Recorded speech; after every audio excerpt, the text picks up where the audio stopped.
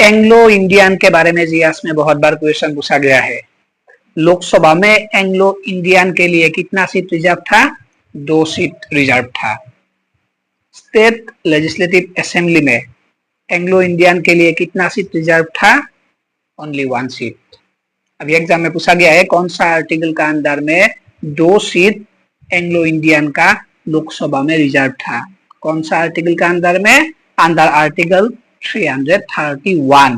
याद रखिए, 1 seat Anglo Indian का स्टेट लेजिस्लेटिव असेंबली में रिजर्व था। कौन सा आर्टिकल का अंदर में? Under article 333। अभी ये प्रोविजन को रिमूव किया गया। कौन सा अमेंडमेंट के थ्रू?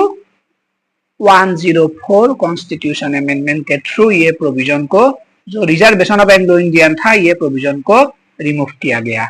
सो इंपॉर्टेंट है, याद रखिए। 104 कॉन्स्टिट्यूशन अमेंडमेंट ने क्या किया? एसटी एससी का रिजर्वेशन 10 ईयर एक्सटेंड किया और ये एंग्लो इंडियन का रिजर्वेशन को रिमूव किया।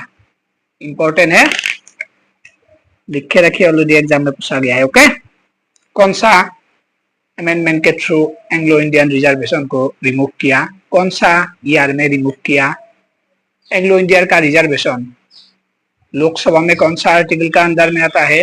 स्टेट लेजिस्लेटिव असेंबली में कौन सा आर्टिकल में आता है? याद रखिए।